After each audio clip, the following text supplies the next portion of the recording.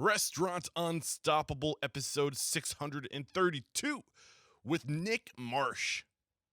With excitement, allow me to introduce to you today's guest, Nick Marsh. My man, Nick, are you feeling unstoppable today? Yes, I am feeling unstoppable today. Yes, that is what we like to hear. Graduate of Princeton University, Nick Marsh opened his first food and beverage operation, Xando Coffee and Bar, in 1994 with 4 friends and his brother. 10 years later, he parted ways and stumbled on Chopt, a quick service restaurant that was going into its 4th year and looking to expand. Fast forward 15 years later, and Marsh now serves as Chopt's CEO. In addition, Marsh has also served as director and, in some instances, investor for Mendocino Farms, Toros Taqueria, Quiznos, and Boloco. I cannot wait to dive into your story to find out how you got to where you are today. But let's get that motivational, inspirational ball rolling with a success quote or mantra. What do you got for us? So I craft this, and this is sort of my favorite entrepreneurial thought, even though it's going a little. I'm going to go a little old school, like really old school on you, if you don't mind. There's a poem by Rudyard Kipling. Okay. And one line is, if you can trust yourself when all men doubt you. Today maybe say when all others doubt you, but make allowance for their doubting too. And whenever I talk to somebody who's trying to get something going or believes they have the idea that is like the idea that they're going to roll with, what I always try to talk about is like, you got to believe in where you're going. You got to have like a firm and you got to have a vivid belief that you see a future that everybody else just doesn't see yet. Because any good entrepreneurial venture is going to have a bunch of naysayers, people saying, no, that's a terrible idea. It's never going to work. So you got to see something that they're not seeing. But if you're smart, you're going to listen a little bit. Yeah. You're going to think about what they're knocking you on, and you're going to make sure you got a good answer for that also. You got to believe in it. If you don't believe in it, nobody else is going to believe in it. And that belief is, it transfers, right? The word I'm looking for, what happens when you catch a cold? What's that called? It's there's a word for it. It's not in my head, but it transfers. You can transfer energy. You can transfer beliefs. 100%. And I think I love that you mentioned that you have to be receptive to what other people say, because you're not going to be an expert in everything. Yep. So you got to know your lane. You got to know what your vision is, but you also have to be willing to take that advice. Don't get cocky. I love it. Great way to get this thing started. So where does it make sense to start today's conversation? When did you know that this was going to be your path? So that's funny. I my general view of my own career is oddly just sort of take what happens next. So somebody said to me not that long ago, like, how long did you know you were going to be in the restaurant industry? And I was like, I guess I'm in the restaurant industry. It seems like that's how this is played out. But I certainly enjoy having some level of creativity and nimbleness and belief that I'm not exactly sure what's going to happen next. That I think, and certainly in today's day and age, that's a pretty good approach to things because the world is changing pretty fast. So you graduate from Princeton in 1990, and you open in 1994, your first location. What was going on in that 4 years before? So I had a couple jobs that my mother was happier about than starting a restaurant business with my brother. Okay. Did some banking, did some consulting and stuff like that. And what were you consulting on? I did. So oddly enough, I did management consulting, which is where they actually pay you as a 22-year-old to pretend you know things, which you mostly don't actually know, and but which was awesome. But most of what I learned in my first few jobs was that long-term I was going to be unemployable because I did not really want to listen to anybody too much. But I did learn how to like get up and get dressed and go to work in the morning. So that was my most valuable skill. So what did you study at Princeton? I'm just curious. I studied ancient history. Ancient history? Yeah. All right. So that helps. Right now, my partners are chuckling at my use of the word ancient because that's how they often refer to me. There's so much to be learned from history, though. Like when I was younger, I had no interest in history, but all of a sudden, in my 30s, I'm taking this newfound interest in history. I think there's a lot of value there. I mean, do you reflect back to any of the lessons you learned studying ancient culture and societies and old trends that happened in the past that reemerge, anything like that? I think to go back to something you said in opening about sort of transferring energy and whatnot. I think how I actually got similar to, unfortunately, many things in my career, I ended up studying, not because I had like a super duper plan that was what I was going to do, but I took one class on a teacher that was primarily about Alexander the Great.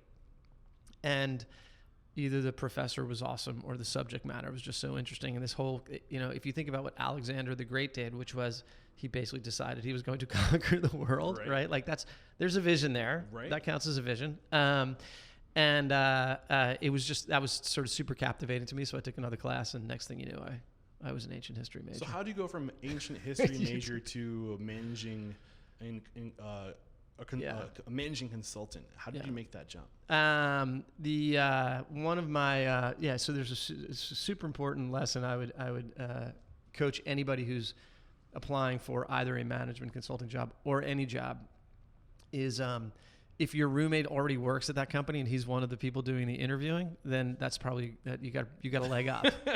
Because I did not have a job when I graduated from college.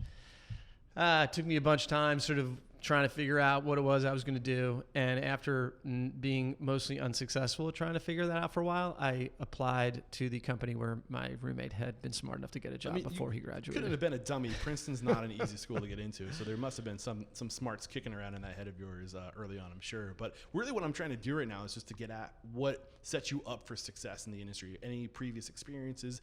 Do you think any time between graduating, working, and then opening your own restaurant, you learned a thing or two that would set you up for success in your first business? Yeah, I mean, if I had to give you like three things, I think there was a level of creativity that certainly came in thinking and writing about topics that you didn't know anything about. I think that communication, right, and understanding how you transfer ideas has become super important because, as an entrepreneur, you're basically coming out of the gate trying to convince a bunch of people of stuff that is mostly unlikely to happen, right? I often say, like, when you're opening your first restaurant, you gotta convince the landlord that you got the money and you got the team. You got to convince the investors that you've got a space and you got the team, and you got to convince the team that you got the money and the space, right? And you don't actually have any of those three things. And so it's a little bit of a circle trying to make it all happen at the same time. And so I do think that, being comfortable with exploring new ideas, I think the idea, the efforts to communicate and convince people of things when they're really just coming together. I think that stuff, do I think it's specific to my major? No. Do I think it is, do I think that the overall educational process was important to that? Sure. I think just being in a position to consult on management and operations, it gives you an idea of what to expect when you're getting in it. Just having the conversations, right? And becoming aware of what things you might experience through the troubles and difficulties of other people you might be speaking with. So management consulting was interesting because, right, I was very low level. I was, an analyst at this firm, and you would work in these big companies, and the partners would be mostly dealing with the more senior level people. And my job at the time was to go and really work with a lot of the line folks and understand what they were doing, usually collecting information, collecting data.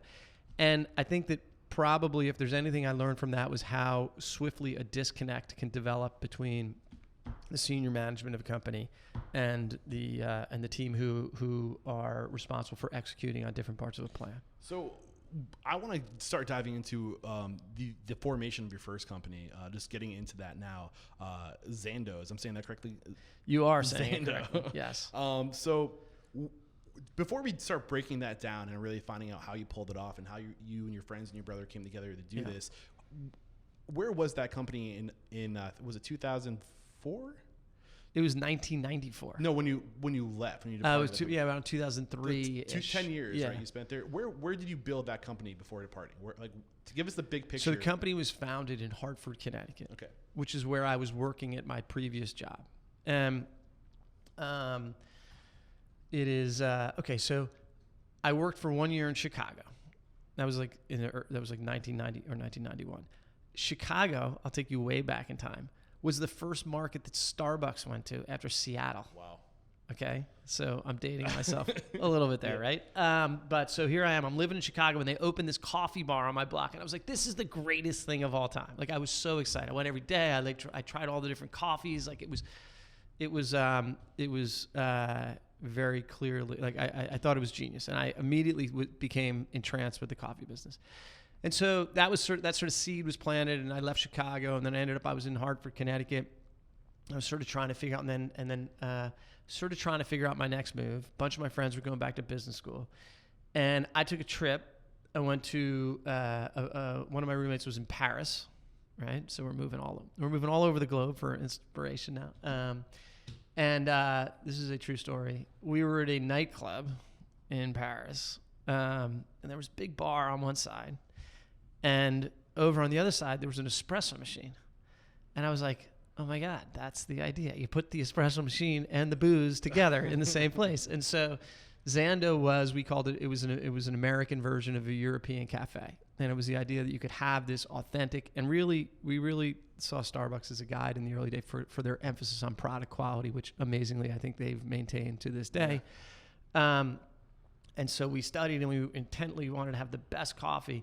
But then from an environment standpoint, before coffee bars all sort of became this many years later, we would at night open up, we had these big like garage doors, we would open like a bar, and then it was like a cafe setting and people could eat a little bit of food and have a drink and whatnot. That was the idea. So where did you scale that business to for the time you departed? Like how many locations were there? I think there were a few that I saw in my research. Yes. So that started, so far it sounds good, right? Yeah. Okay, so after that we did everything wrong.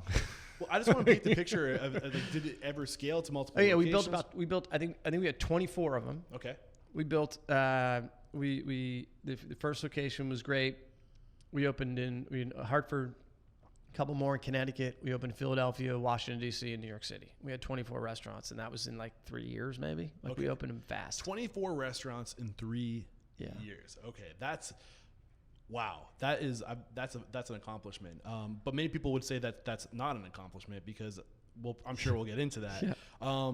So we painted the picture as far as where you built that thing from 2000. So from 1994 to 2004, what it looked like when you departed. Now take us through the motions of, okay, like you have the vision, you have the concept. This is what we want to do. Take us through what that looked like. So I think that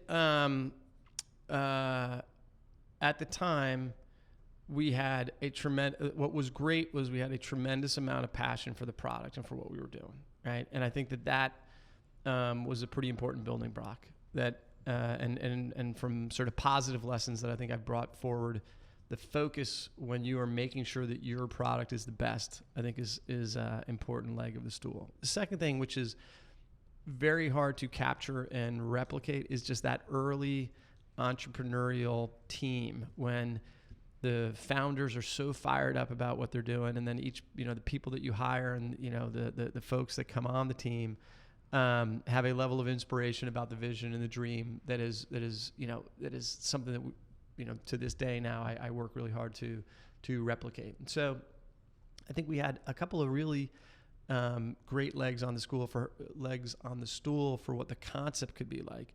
And then you move into the two very, very, very different parts of the business, which is the concept versus the execution of the growth. And in the execution of the growth, now you move into a whole world of experiences that are not necessarily entrepreneurial helpful, right? Like how fast you want to grow. Yeah, 24 stores in 3 years sounds great, except for the people who actually had to except for the open reality them. of the situation where you don't know any of these people that you're throwing into your businesses. It's a disaster. You don't scale culture that fast unless you have some kind of cult like triggering that happens where everybody's like, you're sourcing people who have the same exact values and everything. Really hard. That's hard to do. Really hard. So take us through that part. I mean, I'm assuming the first location must have had sticking power. I mean, because it was awesome. Yeah. So, and you also said you were passionate, but you didn't say what you were passionate about. What was, you said it was the passion that helped you execute this. What exactly were you guys passionate about? So I really felt that the experience of a coffee bar being, and this is, I think, an idea that maybe sounds trite today, but at the time, again, at the time, Starbucks was doing 85% of their business before 11 o'clock in the morning selling drip coffee. There were no frappuccinos, right? They were not selling lattes in the afternoon and whatnot. It was a morning coffee business, really. And so creating this space that was actually a place that people felt good to come in. It wasn't just about having the coffee, but it was about drinking the coffee there. It was an experience, and we were in Hartford, Connecticut, which was a city that had suffered through a difficult economic downturn. So it was like a city that was trying to get back on its feet again, and we put this pretty cool place right in the middle of it, that I think somehow all those different pieces came together in a way that was easy to be passionate about. So you're opening the first location. Let's focus on what you did right, because obviously that first location, there was something of significance going on there. What did you do right? We served the best coffee in town, period. And it was even better than Starbucks. And I don't say that lightly because, again, I have a lot of respect for that company. But it was because all the people who started the company were there every day, making sure it was the best. And I think when you think about a business, whether it's a big business or a small business, you got to think about what's the foundation that you're building it on. We talk about that at Chopt all the time. And so the foundation, before you get to experience and before you get to brand and before you get to, I think, some of the very, very important pieces that you layer on top, you got to have the foundation. So our foundation was for sure around the product. And I think it was the best. And it was also sort of this creative combination that was unique. How did you go from Starbucks customer who really likes the product to being the best in a town? Like, how did you get that experience? Was it partners that you brought on? Was that one of your friends maybe? Like, how did you have that? How did you fill that role? We did a whole bunch of research around the product. We found a coffee roaster who was big enough that they had the capability to, service us effectively, but they were small enough, but they were willing to work with us. Coffee roasting and coffee brewing is a science. It requires a level of discipline and it requires a level of precision that if you take the time and care to do it right, you can end up with a better output. And so we put in a lot of time. We found the right people to help us. We found people who knew more than we did for sure. And then once we kind of figured out the recipe, we stayed on top of it maniacally. So I'm curious about partnerships. We haven't really gotten into your partnerships yet. Did you have your brother, and 4 friends, 5 partners, right? Wait, 4 friends or 3 friends? 6 partners. 3 friends. 3 friends. So 5 partners, 1 location. What are your thoughts on that today? So it's a good question. Here's what I think. I think that there is over time there's been when you read you read your average Fast Company or Inc. article, right, about the entrepreneur and the entrepreneurial visionary. I think that it is sometimes a better story to talk about an individual as having like the one burning vision. I think that the model of the future, and this is certainly something that we embrace at Chopt also, it's more about a team. It's a team of individuals and it's a team of entrepreneurs. And I think that plays better, or I think that that's more effective for 2 reasons. One of which is just purely mechanics. It's hard doing this. You want to start a restaurant? It's hard, right? You're going to feel bad a lot of days, right? Most days, more days you will wake up with reasons to quit than reasons to keep going. And being a part of a team and having a team, like somebody's always up when the other guy's down, right? And so having somebody to carry the ball when you need, a little push, or being able to carry the ball for somebody else or push, I think helps you get through a lot of those days when people want to quit. I agree 100%. And maybe I was setting you up for that question, but I honestly believe in partnerships. I think that to be competitive in today's market, to really stand out, especially in a city like New York, where you have to be good at so many things to really be competitive, you can't do it by yourself. Yep. And nobody's going to show up harder than you're going to show up unless they have skin in the game, right? Yep. So I believe in all those things, and I love especially when you're going to burn out eventually if you do it by yourself. So having that other person to lean on to give you a break to go spend time with your family if you have one, or just to self-care or whatever, it's so important. And what you just said I think is important also, right? Like, sure, you're going to get these generational geniuses who might just visualize what people want, right, and always have the correct creative answer or the right level of innovation. The world we live in today, you have to move so fast, right? You need to respond to so many different inputs and challenges and be thoughtful about different trends and whatnot. I think that you are in a healthier place, and you are in a place where you are more likely to come up with a better answer if you have a group of people who can effectively challenge each other, right? So if you have a couple folks, right, again, not to bounce around on you, but Tony Scher and Colin McCabe, who are the founders of Chopt, right? Like, we started in a place, and I joined those guys when they had 2 restaurants. There was no one right answer, right? Like, we very quickly moved to a place where there was a healthy level of debate on things that we wanted to do. And I think that in a business where early stage restaurants, you can't really afford to make too many mistakes.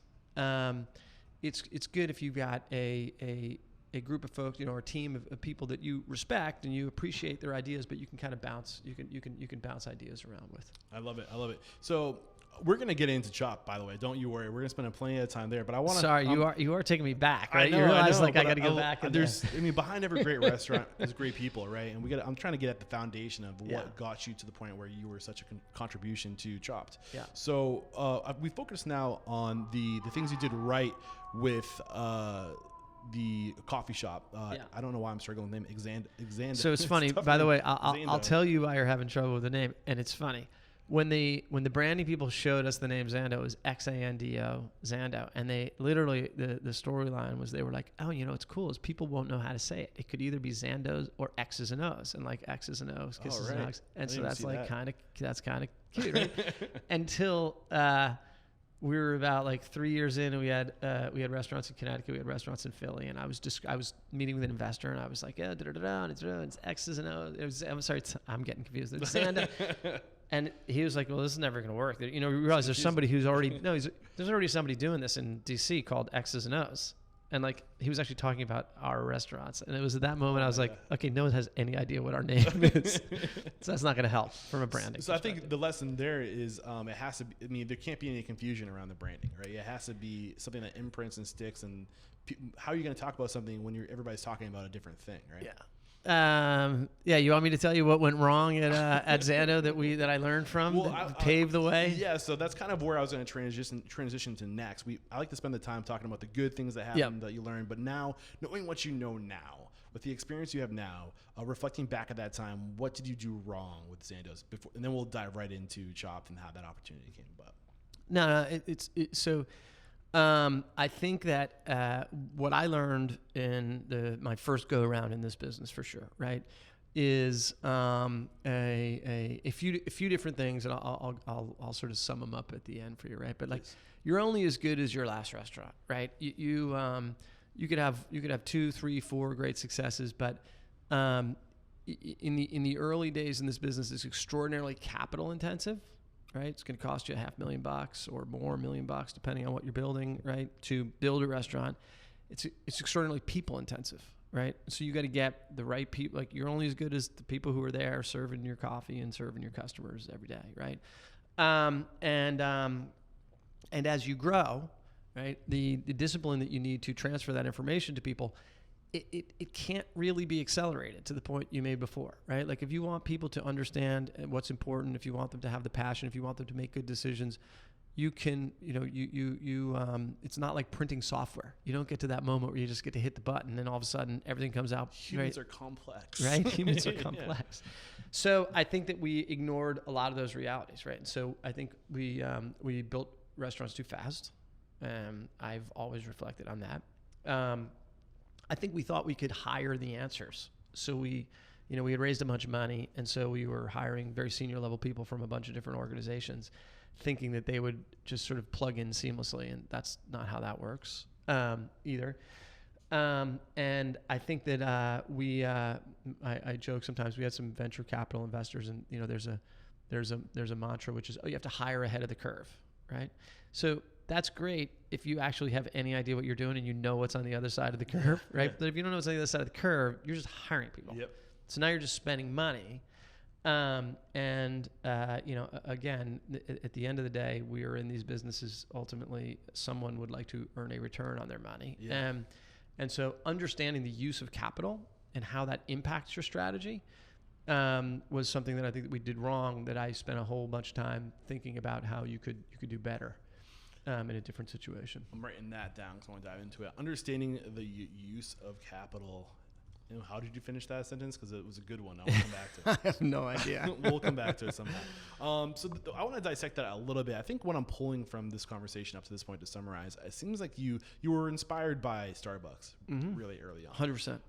And they were one company that has one of the few companies that exists to this day that was able to scale at such an outstanding rate and pull it off. Yes. But what people don't realize is that Starbucks didn't start in 1991. Right. Starbucks started in like 1970 or something, Right. right? So they had 20 years to figure out who the heck they were, what their values were, what their vision was, what their mission, all these things, the things like the culture stuff, right? The core values, all that Right. stuff. And they had a cult-like following, right? Yes. And they had that, and they had that all established. And then once they had it, like, dialed in, that's when they started recreating. Is it safe that you maybe missed that? It sounds like you missed that element of having that all the brand, the culture, the people dialed in, and you just started copying just the framework of the business without the soul. I think we had it. I think we thought we had it, right? But I think that it comes down to sort of the depth of the foundation, right? And like how strong is the foundation? And when you grow that fast, that quickly, in that many places, Yes. then the level of dilution that you're going to get is pretty rapid. So there's this saying that I love. I say it all the time. I'm not sure where I heard it or if it's even a Cacciatore original, but the goal should be to grow your people before you grow your business. And when there's no more room for your people, that's the cue to grow the next business, because you need to put them someplace, and that's your foundation. Would you agree with that statement? Yeah, I agree with that. I mean, I think that, yes, in short, I absolutely agree with that. I think that, so somebody, maybe I'm paraphrasing, but here's what I have a quote. Sometimes I tell people, I watch out for stuff CEOs say, right? And it's like stuff CEOs say. If you sit down with any CEO of any restaurant business, probably retail business, probably almost anybody, you would get, and you ask them about their people, you would probably get something like, our people are our most, let me tell you, our people are our most important asset, because our customers are only going to be served as well as our people, and we care about, right? That's what everyone's going to say. When you peel back the onion, do you make decisions that reflect that value, right? If you're in a situation where a manager quits and you need to fill that manager's position, are you going to promote and put somebody into that position when they're not really ready because you're opening another restaurant somewhere else? Well, if you do that, you might say your people are your most important asset, but you just didn't act that way. Yeah. And so I think that over time, it's those little decisions in the background that add up to being more powerful than the stuff you say. And then actions being louder than words is like the only thing I was thinking. That I 100% agree with what you're dropping on us right now. So, I mean, do you mind if I jump into Chopt? Like, sometimes I got to jump to Chopt because I do think it's relevant where we go. Like, we have probably about a half dozen, maybe 6, 7 or 8 people who worked in the first restaurant who are still working with the company 18 years later. Wow. Right. And so when you have, so if you think about that, right, and like, what are all the decisions that had to happen over the course of 18 years, right, to end up with that result, right? And it's certainly not my giving quotes in magazines that people are our most important asset, right?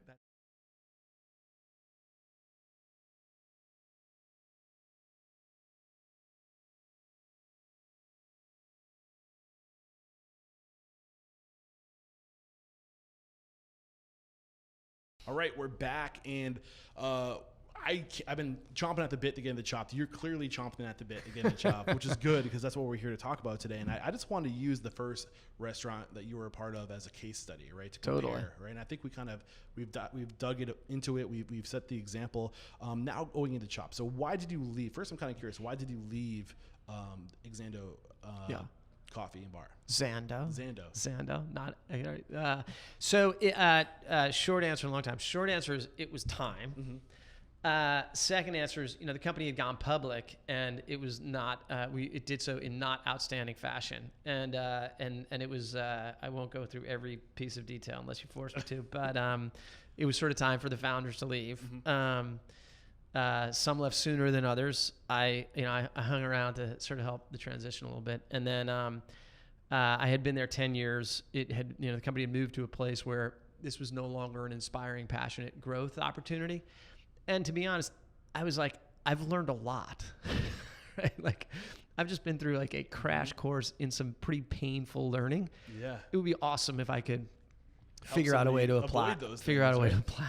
Absolutely. I bet. So how did you discover Chopt? At what point on this timeline did you discover them? Were you still with Xando? No, I had left. I had gotten together with a group of investors who, and my short pitch to those investors was, we just totally made a mess of this for the past 10 years. let me give you a list of the things that I think I learned and I would do differently. Oh my God. I'm just, as somebody who was like a restaurant owner who's opening their business, thinking about scaling, and they have that opportunity, somebody who just went through this for the past 10 years, to fall on your lap and say, look at what I did wrong. Right. Let me help you not do these things. Right. That'd be like a godsend. So, so I had gotten a group of investors who thought that that could make pretty good sense. And then I got lucky. A guy who had worked with me, in my previous experience, had just gotten hired by Tony Shure and Colin McCabe to be their first head of operations as they were opening their second restaurant.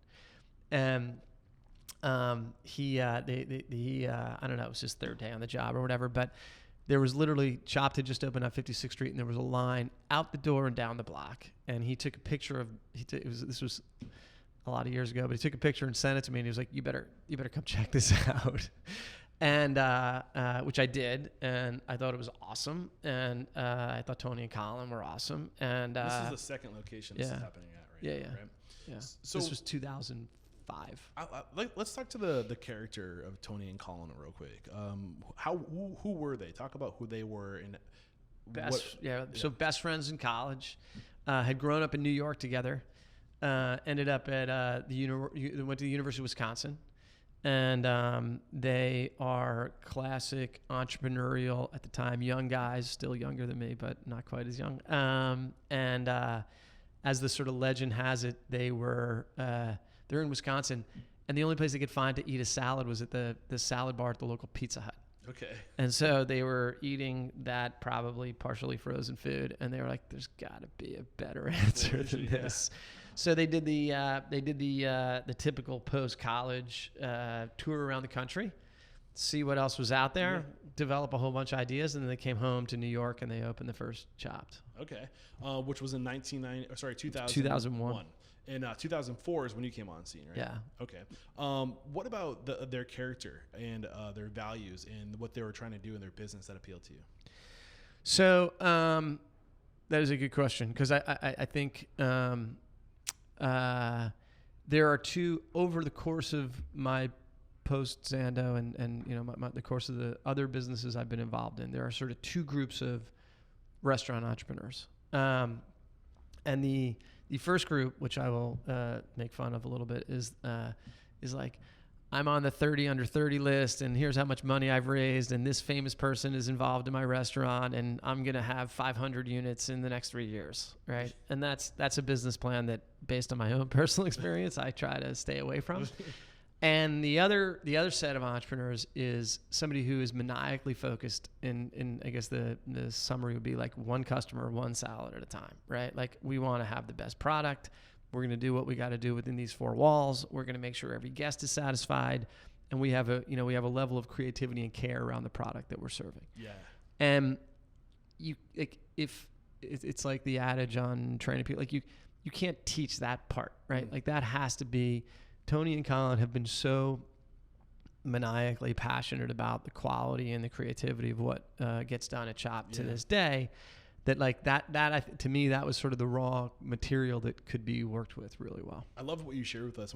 The words I like to put to what you shared with us are, there's the people that put the energy out and try to expand and go out and explode, and then there's the people that put the energy in and grow inward, and they put the energy into their roots, right? And totally. Staying power. And that's how my mind handles that kind of analogy. That's right on. Awesome. So we've spoken to their character. What about strengths and weaknesses? I mean, did they offset you at all? I mean, I don't know, because you're the CEO. You're not necessarily a partner. I don't know how that works. Yeah. So I think from a business perspective, the answer is we went on a I think a pretty natural progression, right? Of like how at first I got involved as an investor, and there's no CEO for two restaurants, and they had already hired the guy who I knew was the best operator, who I would have brought in there, so they had done that sort of totally right. And so I was very involved in the early days on continuing to make sure that they were financed correctly. Very involved in the growth strategy, how and when we would open new restaurants, and making sure we were sort of ready to do it. And then I was involved in the hiring, right? Because I had, again, I had done it poorly for sure, but I had hired multiple people in every department of director level and VP level and C whatever level, right? So I had I think I had an understanding of who were the different people we would need on the team. I had some of that visibility that they didn't have. So I was involved in that, and they continued to make sure we were selling the best salad around. So one thing I'm curious about, well, I definitely want to get into how and when to know to scale, but I just want to highlight Tony and Colin real quick. And they're some people are afraid to give up the CEO role, right? And I think it says a lot about somebody's emotional intelligence and pride to be able to say, you know what, like that's not me. Like I want to put my energy into this. This is what I like to do. We need to be willing to bring somebody else on who's strong where you're weak, and having that self-awareness to know that you should bring somebody else on is a very powerful thing. Do you want to dive into that? Yeah, I would. I am passionate about that also. I would tell you that there is, I've experienced different entrepreneurs in different places. I don't know anybody, I don't know that I've ever met anybody else who has with such I feel like we need to give a little context to the listeners at home. We are in New York City on site. We are on the corner of I think 29th and 5th Avenue. 29th and 5th, and this is just a typical New York day, I guess. So there's actually so far been fewer ambulance than I would have anticipated rolling through. Hopefully everybody's okay. So if you can pick up your train of thought. So my train of thought was I think that one of the other things that investors talk about a lot is that sort of that transition from entrepreneurial to professional management, right? And that is a delicate act that can only be accomplished if both parts are trying to do it well. And I think that probably one of the greatest keys to the success of Chopt has been the smoothness or the effectiveness or the naturalness, whatever you want to choose it, that at the right time, Tony and Colin have continued to. Now somebody else is talking. We have technology in the office trying to get into the conversation now too. Just sorry. Another day at Restaurant Unstoppable. No, it's fine. No one wants me to talk about Tony and Colin, apparently. I think that one of the strengths of the company has been the effectiveness with which that has happened, and the only way that can happen effectively is with their, I think, level of confidence in themselves and what they can continue to bring to the table. I just need to lean into that because what's that? Yeah, go ahead. I was going to say, and I think when people think about bringing somebody else on, they're afraid that others are going to think that they're not confident in what they're doing. And the opposite is true. Totally. If you are willing to bring somebody on, it's because you are confident in what you can do and you know what you shouldn't be doing, and that level of self-confidence is so powerful, and it's a complete opposite. So if that's been a thought in your head and you're listening to this, like throw that out the window because it's not going to serve you. Pick up your train of thought. Sorry. Yeah. So I think that it's been a great natural evolution at the different times of the company, right? Like it wasn't like day one we said, okay, these are going to be the new rules, right? It was like, oh, when we have four restaurants, it kind of needs to work like this, and when we have 14, now it kind of works like this, right? And now at 60, it's in a new place, but it has been I think that's been an important part of our success.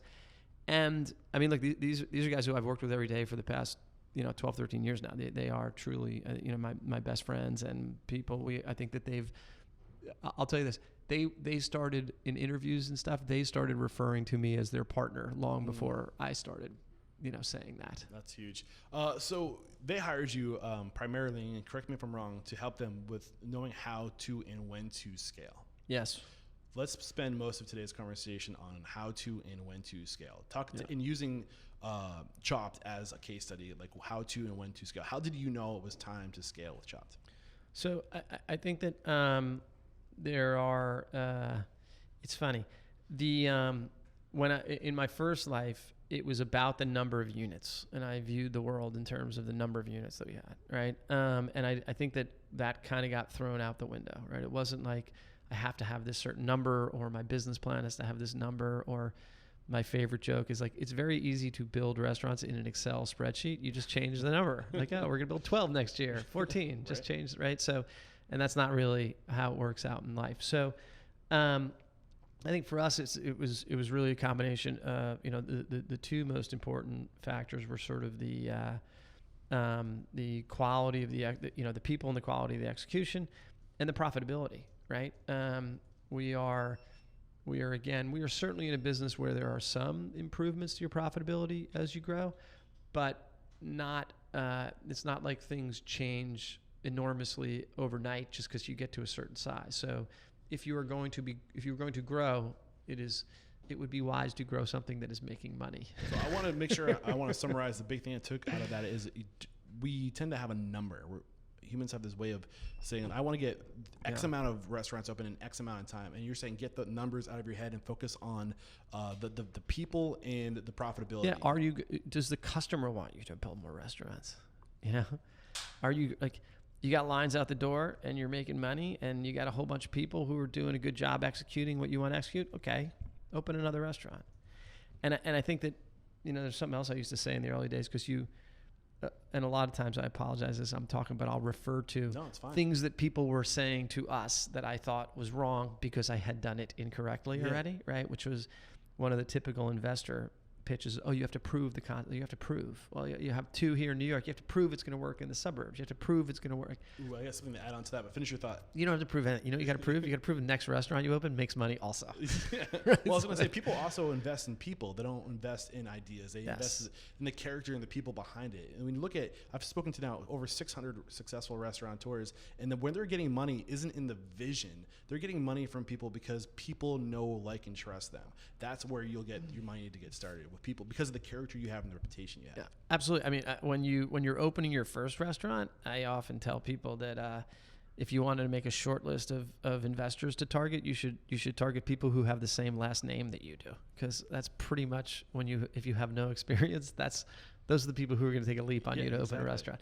Then from there, you can maybe get out to friends, families, and fools, right? You can get a little bit further, but somewhere along the line, you are going to, the investor world of being interested in the team never goes away. But as you grow, certainly the core economics of the business model, of the restaurant model, become more and more important. So I made some notes here. The two things I think we need to focus on, you don't focus on the numbers, focus on the people, focus on the profitability. Yeah. Let's focus on the people element.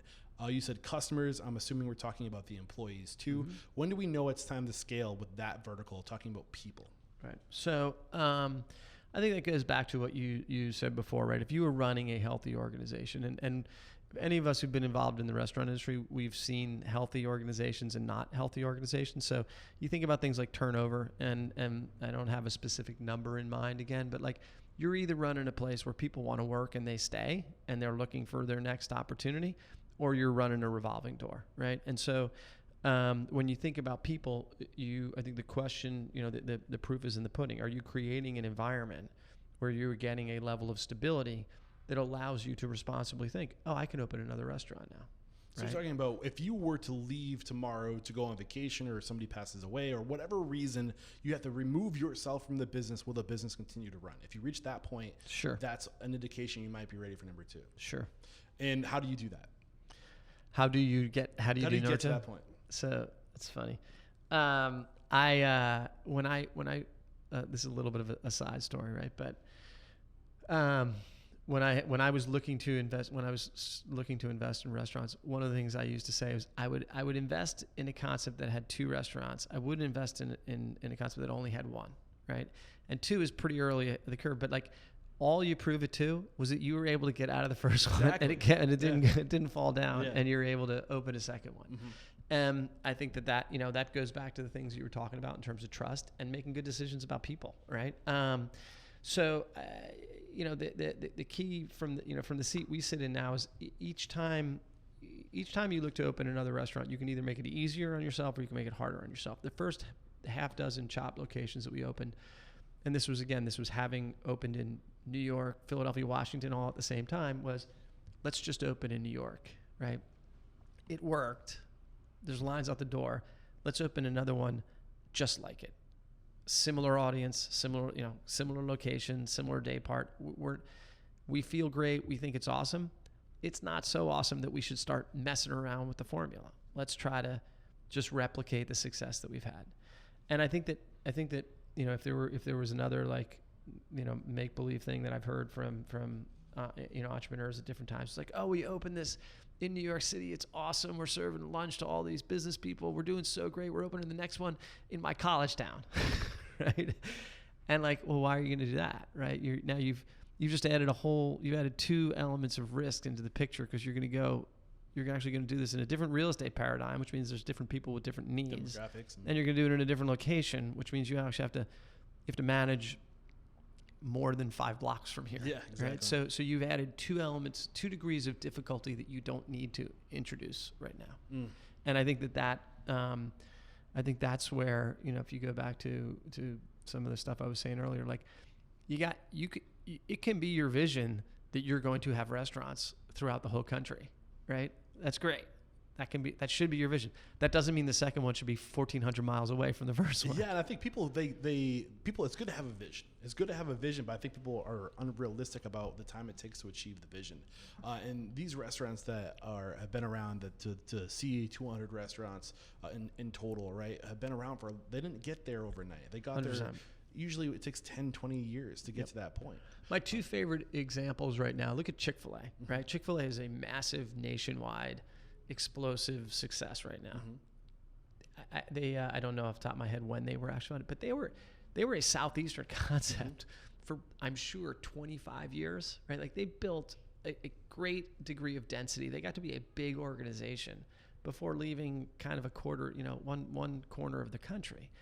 And I think that's instructive. I think you think back to, remember how, In-N-Out Burger, right? Like, obviously the whole burger world exploded on us, but that was a brand that became known in New York, even though they only had restaurants on the West Coast. And it was, I think to this day, like, it dominated and penetrated a core area and had a lot of restaurants before starting to really sort of spread out through the rest of the West Coast. I think we've focused good on the people. We talked a lot about growing your people, customers a little bit. And the other thing you mentioned is focusing on profitability, letting profitability determine your growth. What do you mean by that?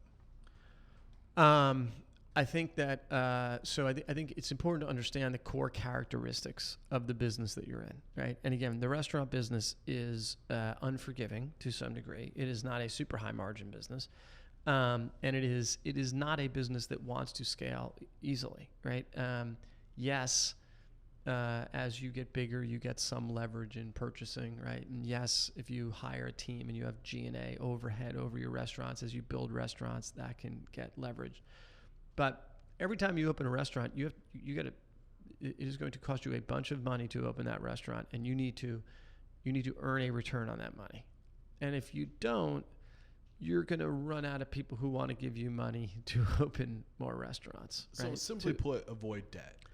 No, it's not just to avoid debt. It's you got to have a profitable. One of the things that has been super important to Chopt since day one was that we were going to not only have profitable restaurants that people would find as attractive investments, but that we were going to have a profitable company. So we've made money as a company from the beginning. And the reason we want to do that is so that when we do raise money, be it equity from investors or debt, that money is going to building more restaurants, not to paying off our losses. Right? And if you're building Facebook and someday you're going to be worth like $90 skillion, right, overnight, then it's okay if you rack up some losses along the way. But there are very few restaurant companies that have that kind of steepness to the curve that you can afford to lose a whole bunch of money for a while and assume you're going to pay it back later. We've covered a lot already up to this point, but I'm going to let you kind of decide what we should talk about next regarding Chopt. Anything that Chopt does really well that's worth bringing to the table and contributing to the conversation. So up to you to go in whatever direction you want to go in. I think there's a couple things that I think that have at the so I would talk about maybe one thing at the concept level and one thing at the corporate level. At the concept level, the Chopt was early to the idea of customization, right? There are 60 ingredients on the line. There are 20 different dressings. We certainly bring forward, here's a whole bunch of ideas of what we think the best salads could be, and usually people start off there, but we allow for a tremendous amount of exploration. I think that what we've tried to do is make that not just a product thing, but almost an experience thing, right? There is the interaction with the person who's serving you. There is the idea of chopping. There is how much dressing you're going to want. We want the experience to almost achieve like a boutique-y kind of bespoke experience. Like, this is your salad. How do you achieve that?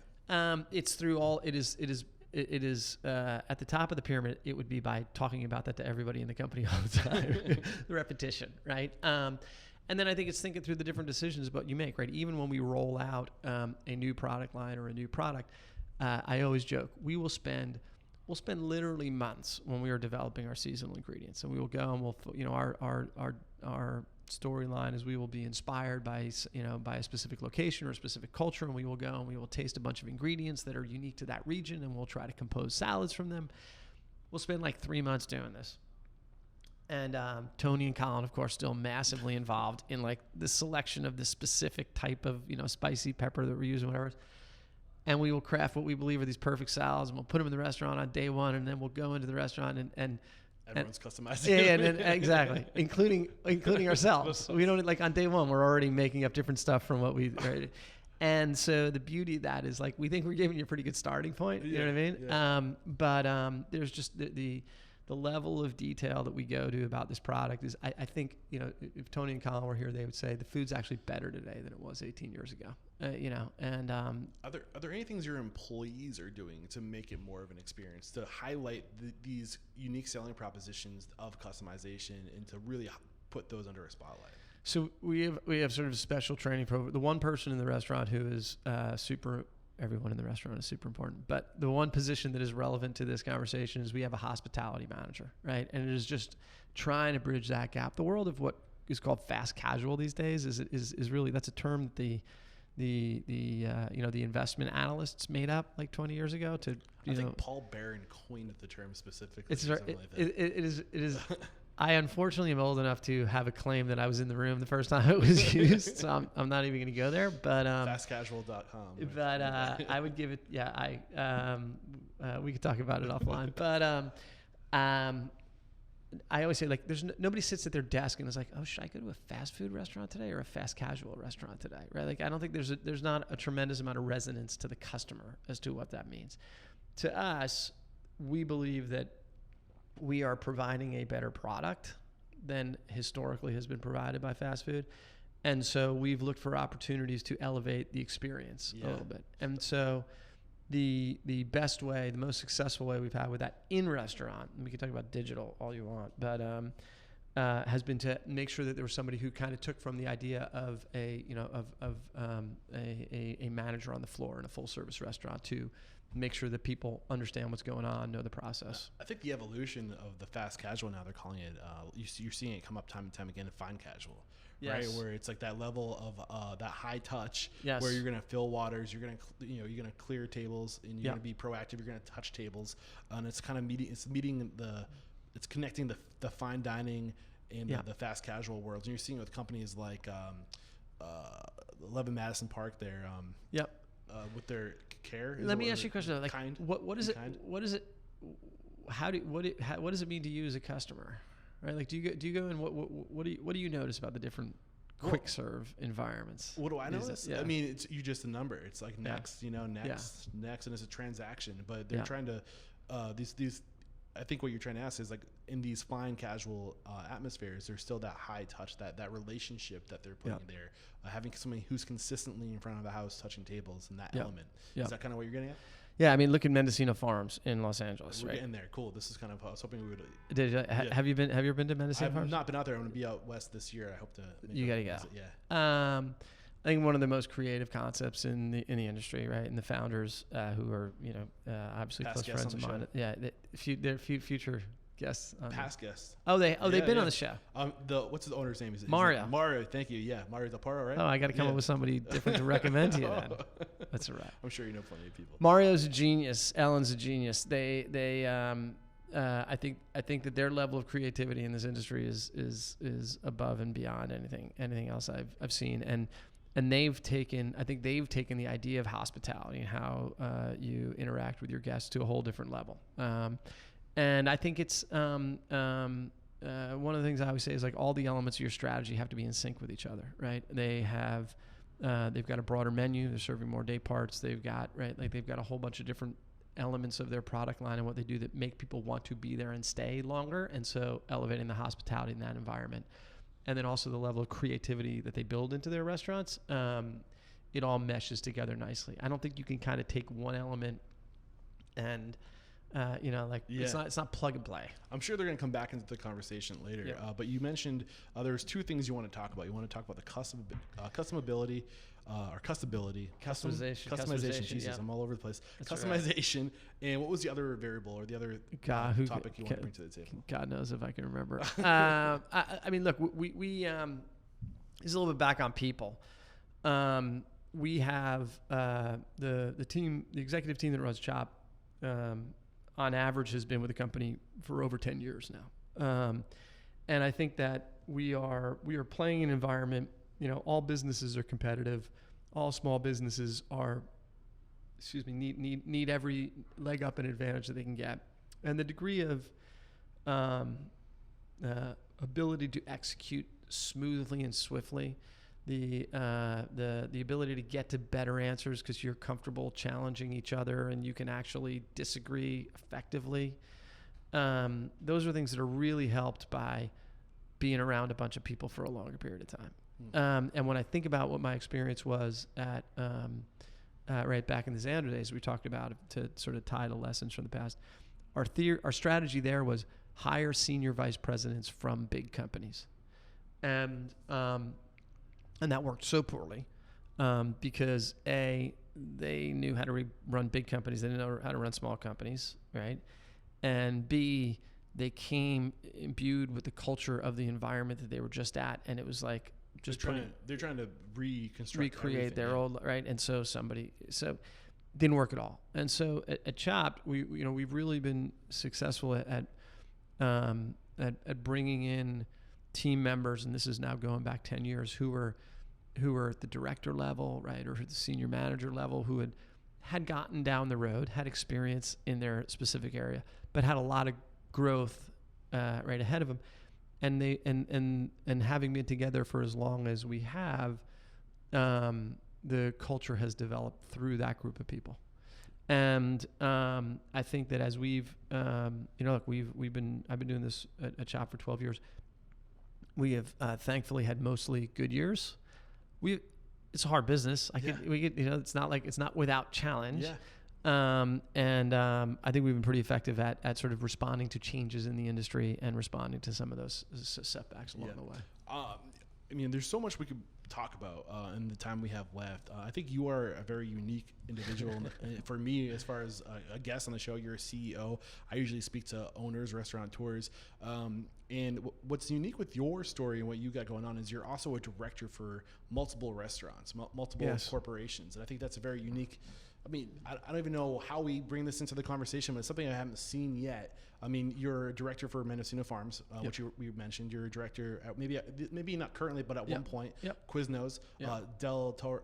I mentioned it in the introduction. Dos Toros, yes, and Boloco. Yep. So how does that work? Is there conflicts of interest? Is there how do you manage those relationships? So it's funny. So currently, so my I would sort of focus in on the two relationships that have been the most significant and where I've been the most active, and that was for sure. I was the first investor. That was first outside investor in Mendocino Farms, and I was a director there until just last year, right? And they.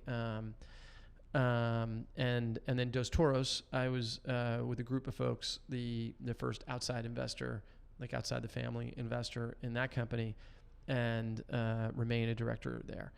And no, if there are any conflicts of interest, as I like to say, this industry is hard enough. We got to all help each other. Yeah, that's the mentality. You got enough problems out there, man. I'm so happy you've said that because I've noticed that we're speaking to restaurateurs in a community. You have people who own different restaurants in a community. It's the ones that are most successful who don't look at the other restaurants as competition, but as colleagues. And they get together and they talk and they say, what are your challenges? What's your solution? And don't look at people in your community as competition. Look at them as colleagues, mastermind with them, share knowledge, get together, be a support group. You will come out on top together. And I don't need to say 100%. It is, it is, to throw some numbers at you, I think it is now a $500 billion industry. If you take everybody in fast casual, right? All of us. And I don't know, are there 400 restaurants? You know what I mean? the whole world of fast casual, everybody I named and everybody here, like, we're probably roughly equal to the number of restaurants that Taco Bell is going to open this year, right? So you're not really competing just against each other. You're really, as a group, trying to evolve how people think about food, think about quick service food, think about the quality of food that they want to put in their body. And so I think that 100% my view has been like, let's work on this together where we can. And certainly a component of making those investments was to be was to find like-minded people, right? And so fun part of the story was, right, like when I was looking to invest in Mendocino, I had been with Chopt for about 3 years. And so, think about it. You're Mario Del Paro, and I'm telling him I'm a great guy. And so who does he want to talk to? He wants to talk to Tony and Colin, find out, right, exactly what's going on. And so that relationship got established early, and then Mario and Ellen would come out here, and we would tour together and spend time together, and Tony and Colin would go out there, and we'd tour with Mario and Ellen, and we would actually functionally, try to help, like share. We would share everything, and so that was great. Same with Leo and Oliver at Dos Toros, right? Those two young guys, brothers, had this concept. They were from California. It wasn't a real sort of San Francisco Bay Area taqueria in New York City. They opened up on 4th Avenue, which happened to be like 2 blocks from the Chopt office. And Tony introduced me to it, and we became friends, and I knew those guys for, 8 years, 6, 7, 8 years before ultimately becoming an investor. The good news for everybody else now is, since I'm telling you all this stuff on your show, like I actually, I'm making myself obsolete in the advice that I can offer to people, because this is all the kind of stuff that we talk about, right? Like, these are great concepts. These were great founders. This is, the food is great. The pieces are there. How do you not screw it up when you grow? And I think that you need a level, what I can ask, or what I can bring to the table, are certainly some of the lessons around growth, around hiring out, raising money, about discipline, about capturing your entrepreneurial enthusiasm, but applying it with some level of rigor. But you need founders who come with enough lack of ego that they want to listen, right? Yeah. And so with in each of these cases, it's been pretty awesome experience. Nick, I've loved this conversation. It's been a blast. It's crazy to think we're already starting to get close to wrapping up. The reason why I wanted to bring that to the surface is because I think that a lot of people get tunnel vision when they get into this industry of, like, I'm going to open I'll go work for somebody, then I'll open my own restaurant, then I'll be a restaurateur. And there's just so many different verticals, and it's all relative, right? So I wanted to use you as an example for relativity, that, there are other verticals. You can be a CEO and a director and an investor in multiple groups, but you have to have that mentality of that we mentality, not the me versus you, but there's just so many possibilities, and I just wanted to use you as an example of that. Anything we have not discussed up to this point that you want to bring to the conversation, bring to the table to add value before we go to the speed round? Seems impossible. So one last question. This is something I want to ask all my guests going forward, and the mission statement is to inspire, empower, and transform the industry. So let me know, how have you transformed from that man you were back in 1994 to the man you are today? How have you transformed? That was a lot of years, right? So that's a little tricky. I do have one.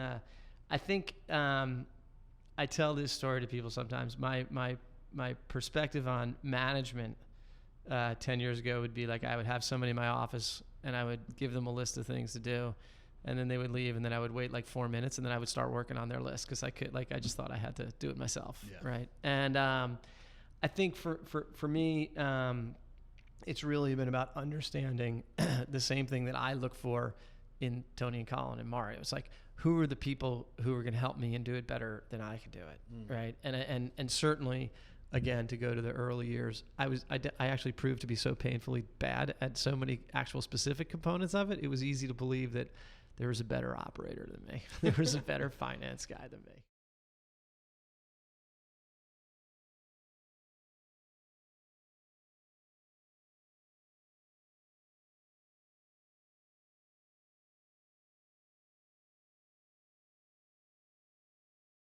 All right, we're back, and the first question I have for you is, what is your it factor? A habit, a trait, a characteristic you believe most contributes to your success?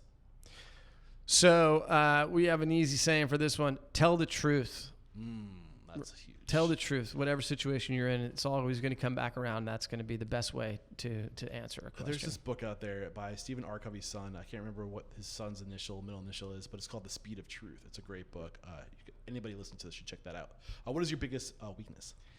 My biggest weakness right now, I call the slow no. Right, my entrepreneur. I'll give a silver lining, but my entrepreneurial tendency is like I like to see ideas develop and cultivate. I kind of want to see where people are going with stuff. That sounds great when I'm telling it to you here, but if at the end of the day I'm actually going to say no to you for 2 weeks, it gets frustrating to people when they did a whole bunch of work on stuff and then I just said no later. What is one question you ask or thing you look for when you're building teams? So my number one, my number one interview question, right, is not actually teamwork related. My number one interview question is, tell me specifically your personal system of organization. What are you looking for? So I've found in my career, there are two answers you get to that question. One is a look of bewilderment that anyone would ask you that question in an interview, and how could I possibly be asking a senior level person about their organization system? And the second is somebody immediately launches into a story about how their like boyfriend, girlfriend, wife, husband, whatever, makes fun of them because they've got like 12 different color pencils and like 3 different notebooks and whatnot. And, the restaurant business is an execution business at the end of the day. And I think that anything you're doing, whether we're talking about restaurant managers, HQ employees, executive team, whatever it is, there has to be a level of discipline and organization as to how you approach your day to sort of fit and be an effective leader in this business. I love it. What is your biggest challenge today? Biggest challenge today is, and this is going to sound funny coming from a fast casual CEO, I think the industry is massively overinvested, massively overdeveloped, overly dominant on the coast and in urban locations and not necessarily spread through the country. So I think the whole framework of what is going on might be in need of sort of reorganization. Yeah. So operating through that and staying focused on what we want to do with the noise that creates and keeping the team focused on what we believe the future looks like, that's the biggest challenge right now. Share one code of conduct or behavior you teach your team. This is a way to be, a way to act, a core value perhaps. So number one thing you got to do to work at Chopt, and there's a bunch we talk about intelligence, we talk about organization, we talk about work ethic and organization and planning, stuff like that. But the number one thing is I tell people, when someone on the team tells you something that really makes you angry, or if you ask somebody and they don't do it right then, I need you to assume positive intent, right? Like, don't assume the worst as to, like, you went into somebody and you're like, can you get me this report? And they're like, no, get the hell out of my office, right? Like, it's not that they hate you. It's not that they're trying to sabotage your career. Like, assume positive intent of the team that you're working with, and see where that brings us. And where this has come up in the past in the show, and I love that you're bringing it up now, is when people are late. I think the first thing that we think of when someone is late is that son of a, like they're late. But the first thing you should be saying is, I hope they're okay. Yeah. And when you take that flip and you worry and you assume the best, it's amazing how that energy will totally changes the energy. Yeah, if you think negativity, like, you're just gonna start a whole snowball effect thing, and you don't want that to happen. Sometimes I say to people, I should get the worst of you, right? Like, when you're in here, it's fine. Yeah. Curse me out, right? But when you're with a team, like, be a part of the team. I love it. What is one uncommon standard of service you teach your team? This is a way to go above and beyond what's expected from the guys. I got to go. Sorry, but it's the customization. It's like, how do we think about every individual customer as an individual? How do we think about every salad as being the perfect salad for that individual? How do we make the experience customized for that individual? What is one code of conduct? Oh, sorry, I already asked that question. What is one book that's a must read to make us a better person or a restaurant owner? Okay, so this one I'm gonna go a little deep on this one with you. Please. Also. But so my favorite book ever is East of Eden by John Steinbeck, which I didn't actually remember until I was thinking about it. Is actually includes a major component of the story is lettuce being transported across the country and the freezer going and like a person's life being destroyed because the lettuce spoils. So it turns out that there actually is some relevance to that book to a guy who's now a lettuce CEO, but that's not what that's not the life lesson. What's the lesson? The life lesson, and there's a whole chapter and a debate on the meaning of a word in the Bible, and the debate is whether it says that man shall be saved, right? And their determination is that the word actually means man may be saved, and here's why that's important. if you want to be an entrepreneur, you got to believe it's up to you. You got to believe that the power and the control and the free will and the opportunity to do things that we are not destined to the fate that that may or may not be coming at us. You got to believe you got some control over things. I love it. And is that book an Audible by any chance? I mean, I got no idea. It's pretty famous book. It's worth checking out. Head over to audibletrial.com/unstoppable to check out that book's on Audible. If you're not an Audible listener yet, use that link. You can get the book for free, and it will be a game changer. What is one thing you feel restaurateurs don't do well enough or often enough? Think about their real estate strategy, both at a macro level and a micro level. At some point, if you have a concept that people seem to like, the biggest determinant of your success, other than not screwing up the food going forward, is where you build your next restaurant. I love it. And this is almost the last question. What is one piece of technology you've adopted within the past years that has had a huge impact on your operations, communications, efficiency, profitability, anything along those lines? Hard to do this in one sentence, but the strategy we took at Chopt a few years ago was that as opposed to initially focusing on the customer interfaces of all the different ordering platforms, and instead of building our web ordering, we built the back of house system first. So we built the system that would receive all the orders and the kitchen management system to produce those orders and the database so that we had the access to the data around those orders. And we built the sort of whole brains and central nervous system first, and that is now paying off in spades as we're starting to develop each of the individual customer facing. So components. Is that a custom? Yes, proprietary. Proprietary. Okay, nothing you can share with us. Not at this time. All right, this is the last question. It's a doozy. Get ready. Yeah. If you got the news, you'd be leaving this world tomorrow. All the memories of you, your work, and your restaurants would be lost with your departure, with the exception of 3 pieces of wisdom you could leave behind for the good of humanity and for your legacy. What would those 3 pieces of wisdom be? So the first would be don't let hard work be the only thing that comes in between you and your goals. Right? If you got a goal and it's just about the fact that there's going to be challenges and whatnot, just break it down one piece at a time and go after it. That's right? one. That's number one. Number 2 would be smart is good. Too smart can become a liability. Don't let it get in the way of decision making. What's number 3? And number 3 is this one is a little bit of a tongue twister, but I tell this to my kids all the time. Don't ever think you're better than anybody else, and never let anybody tell you you're not as good as they are. I love it. This has been a great conversation. We wrap up every chat by calling somebody out. I kind of rained on your parade a little earlier. You're going to call out Mario Del Perro from, is it Del Perro? Am I saying it correctly? Yeah. From Mendocino Farms. But you got anybody else? You got to meet Leo and Oliver from Dos Toros. All right, Leo and Oliver, look out. I'm coming after you. I'd love to get you on the show. And let the folks at home know, how can we connect with you, the Chopt team, or maybe LinkedIn or whatever, if we have questions or if we want to come join the Chopt team? Yeah, we're on all your basic social channels. You can get to me. I read everything that comes in through support at chopsalad.com on our website. I'm on LinkedIn. I'm easy to find. So would be happy to hear from folks who think I said something good. I'll have the links in the show notes. This is episode 632. Head over to restaurantunstoppable.com/632. We'll have the summary of today's discussion. Again, the links, books, anything mentioned over there. And again, Nick Marsh, thank you so much for taking the time to share your story, your knowledge, your mentorship. There is no questioning. You are unstoppable. Thank you very much. Cheers.